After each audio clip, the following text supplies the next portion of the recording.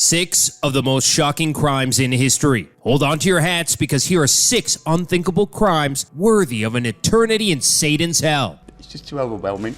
Number 1. The murder of Lee Rigby. Lee Rigby's murder was truly a case of wrong place, wrong time. He was a married man in the British Army who had been stationed in various parts around the world. When he returned, he was part of a UK-based charity called Help the Heroes. This virtuous image was shattered when he began an affair with Amy West during his deployment to Afghanistan. Once Lee returned, he told his wife he wanted a divorce. In 2013, he would be engaged to Amy. On May 22nd, on his way to work at the Army barracks, Lee was purposefully hit by a speeding car. The pair climbed out of this wreckage within seconds. What followed was several minutes of barbarism. They stabbed him relentlessly. Then the men drew more weapons. One pulled a revolver, the other hacked at Lee further with a meat cleaver. The pair then dragged Lee's mutilated body into the middle of the street so others could see the carnage. Witnesses reported they were posing and smirking. Moments later, in an extraordinary video captured on a mobile, Adebolajo sought to explain his actions. The only reason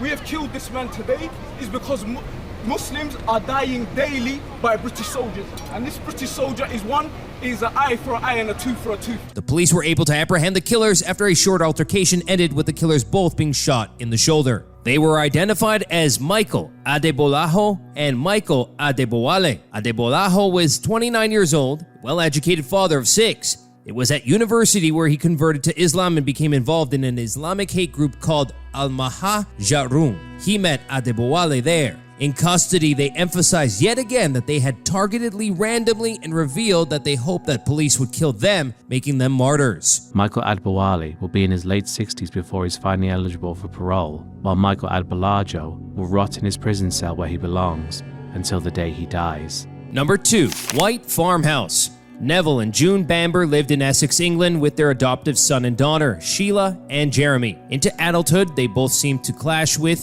and disappoint their parents. Sheila lived with schizophrenia and posed for a pornographic magazine and had 2 kids from a failed marriage. Jeremy was bisexual, left school with no qualifications, and turned to a life of crime. Although they were both in line to inherit the family farm, Neville had told Jeremy that he would lose his half of the inheritance if he stopped working for them. On the night of August 4th, 1985, Sheila and her 2 sons arrived at the farm to stay for a few days. On August 6th, Jeremy also arrived to stay for a few days. At 9:30 that evening, Jeremy was spotted leaving the farm by the farm secretary. She reported to Neville that he seemed in a foul mood. Later that night, after midnight, a struggle would break out. Neville was shot in the head 8 times, most likely at point-blank range. June was also shot in the head several times. Sheila's sons, Daniel and Nicholas, were also shot as they slept, with Daniel having been shot 4 times in the head and Nicholas being shot 3 times. The words, "I hate this place," were also carved into the bedroom cupboard. Sheila was shot twice in the head in the master bedroom. Around 3:30 a.m., Jeremy called police saying that Sheila had gone mad and opened fire with a semi-automatic rifle. Police questioned Jeremy outside the property where he revealed that he had actually loaded the rifle because he heard rabbits outside and had left it on the kitchen table with a box of ammunition. Around 7 a.m., police entered and found the bodies of the Bambers and the 25 shell casings.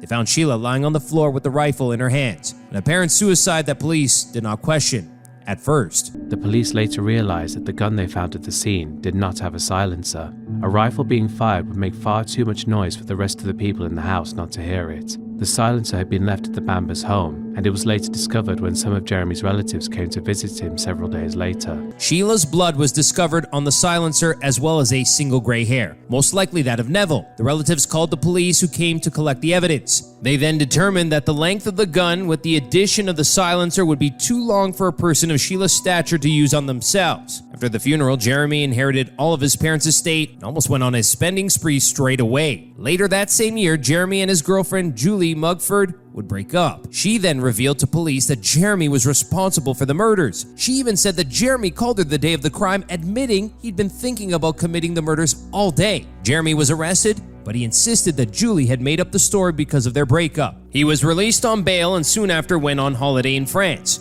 Before this, he had broken into the family home to collect some documents for his trip, later claiming he had so because he forgot his key. Upon his return, he was arrested again. On November 28, 1986, Jeremy Bamber was convicted of 5 counts of murder. He was given a life sentence, and it was recommended that he serve at least 25 years, but this was later changed to a whole life order.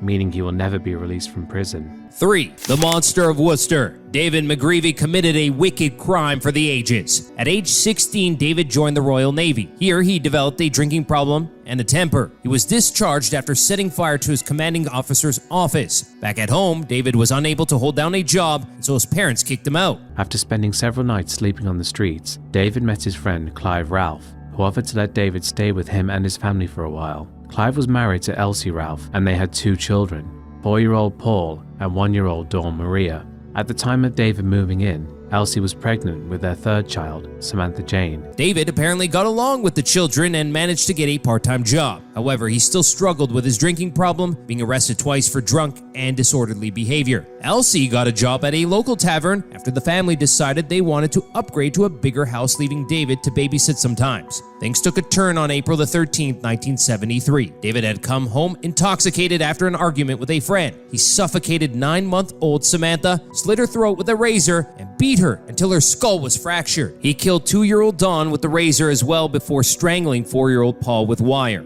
He then went to the basement where he retrieved a pickaxe and used it to mutilate the bodies.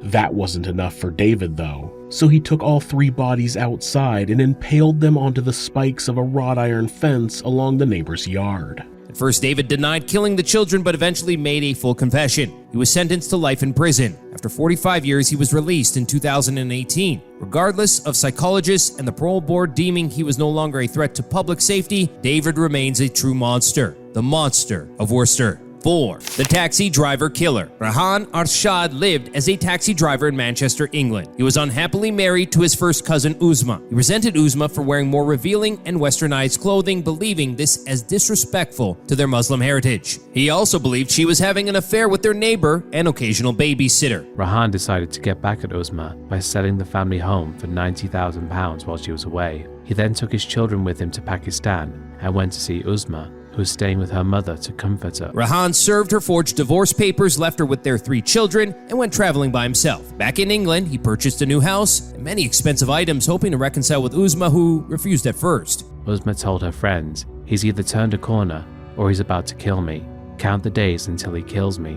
He bought her a BMW, computers for their children, and completely redecorated the house, all in an attempt to win her back. Uzma finally decided to give their marriage a second chance. This is when Rahan learned that his suspicion about her having an affair were correct. On July 28, 2006, Rahan brutalized Uzma with a baseball bat. She suffered 23 blows to the head. He then covered her dead body with a towel, carried his 3 sleeping children downstairs one by one, and repeated the process on each of them. He hid the bat in the shed. He then fled to Thailand. 1 month later, Rahan's neighbor informed the police of a foul odor coming from the house. He had been planning the murder for at least 2 weeks. Thai authorities arrested Rahan and returned him to the UK. Upon his arrest, at the airport, he said, "I don't regret killing that but my kids, killing my kids." Rahan was found guilty of 4 counts of murder and was given a whole life sentence. Number 5. Shameless Mick. Mick Philpott claimed to have more children than any other man in Britain. By his count, 17 kids from 4 different women. At 19 years old, Army man Mick was dating 15-year-old Kim Hill. He once hit her and begged her not to tell. This pattern continued, with Mick even hitting Kim in public with a pool cue. When Kim threatened to leave him, he broke her arm and fractured her kneecap with a hammer.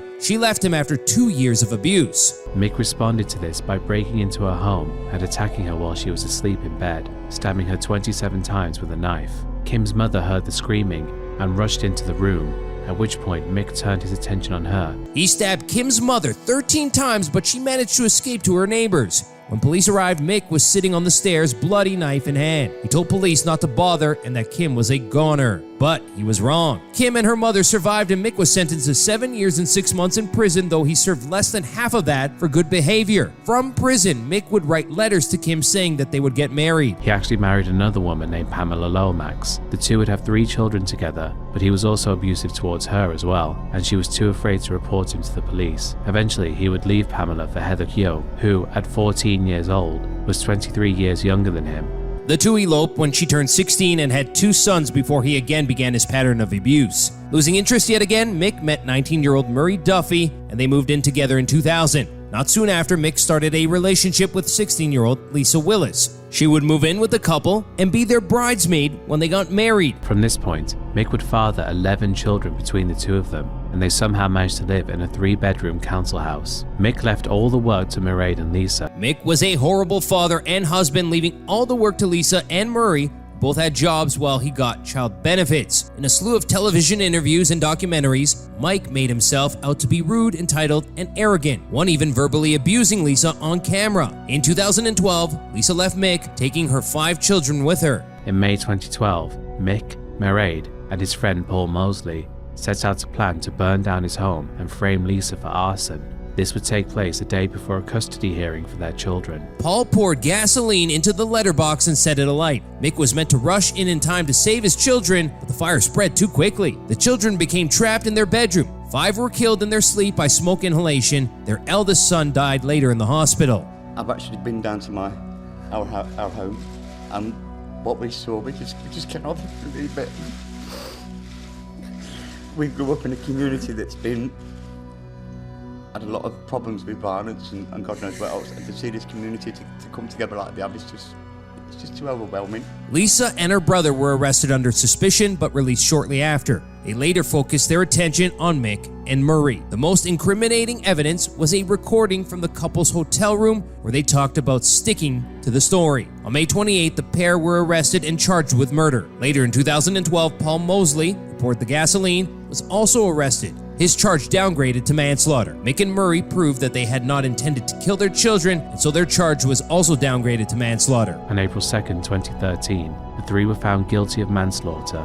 Mick himself was sentenced to life in prison, but will be eligible for parole in 2028, while Mairead and Paul were sentenced to 17 years with a minimum of 8.5. Murray was released in late 2020, Paul in 2021, but Mike will remain a hideous man guilty for the death of his kids. 6. The murder of James Bulger. In February of 1993, a mother was sucked into a living nightmare when she lost her 2-year-old son at a shopping center. Upon noticing her son James was missing, Denise Bulger found a security guard to describe the boy. James's name and appearance was announced on the loudspeaker, but it was like the boy had vanished into thin air. John Venables and Robert Thompson were also there. The 2 had been shoplifting in various stores in the shopping centre before they suddenly, for reasons that have gone unexplained to this day, decided that they wanted to abduct a child. The pair had been scouting potential victims before spotting James and his mother. Once Denise had let go of his hand, John quickly lured him out of the shop and to a nearby canal where they considered throwing him in the water. All the while, James was crying and calling out for his mother. At least 35 people witnessed the trio, but did nothing to stop them. They hit James, pulled his hood over to hide his injuries, then proceeded to the railway tracks. John and Robert absolutely brutalized James Bulger. In the end, he had suffered 10 skull fractures and 42 injuries on his body in total. They then left his body on a train track, and it was later cut in half when a train rolled over it. It was later established that James had been beaten with brick, stones, and a piece of metal. He was reportedly already dead before the train hit him. Dawn broke on the following morning, Saturday the 13th of February. The police began the process of searching the local area. The canal where James was seen by the witness. The warren of railway lines around Bootle. James's parents were suspects at first, but these accusations were promptly dismissed when the CCTV footage of the shopping center was reviewed. The following day, on February 14th, James's body was found by 4 boys playing nearby. Once the CCTV images of the abductors aired, a woman recognized John and called the police. Upon arrest, forensics found blue paint on their clothes, the same paint that was poured onto James's eyes during his murder. They also found traces of blood on the boys' shoes shortly after they were charged with James's murder. After denying the crime for some time, John finally confessed. You had a conversation with your mum, and you then requested that myself come into the room. Is that right? Yeah. And what was it you told us? That I killed James. 9 months later, the boys' trial began. Angry gatherings formed outside the courthouse. People calling for the death penalty, a life for a life, many said. Court-appointed psychiatrists determined the boys were not sociopaths and no motives uncovered. Both John and Robert were convicted, making them the youngest to be convicted of murder in Britain in 250 years. The pair were sentenced to serve at Her Majesty's pleasure, which only established a minimum sentence to be determined case by case. The boys received 8 years, which they served quietly and without incident. In 2001, the then 18-year-old Thompson and Venables were released from prison. Upon their release, John Venables and Robert Thompson were given new identities and granted legal anonymity for life due to the public fury that surrounded their trial and the danger of citizens hunting them down to get revenge. A global injunction was passed that prohibited any details about them being shared. In 2004, James's mother actually located Robert Thompson, but in her words, was too paralyzed with hate to confront him. To public knowledge, Robert has had no run-ins with the law since his release. This is a different story for John. 27, John Venables is charged with a new and grotesque crime, downloading and distributing child pornography. It means the controversy over how two child murderers got off so lightly is exploding all over again. James's father implored the parole board not to let him out. He was released, but only for a short while. In late 2017, more child abuse material was found on his computer. He was sentenced to 3 years and 4 months in prison. An interesting note about John Venables is that he has also given away his real identity numerous times, which meant the police have had to keep relocating him. He's also apparently been photographed with others. The murder of James Bulger is still regarded as one of the most evil and horrific crimes in history. Thanks for watching, and see you next time for more Crime 101.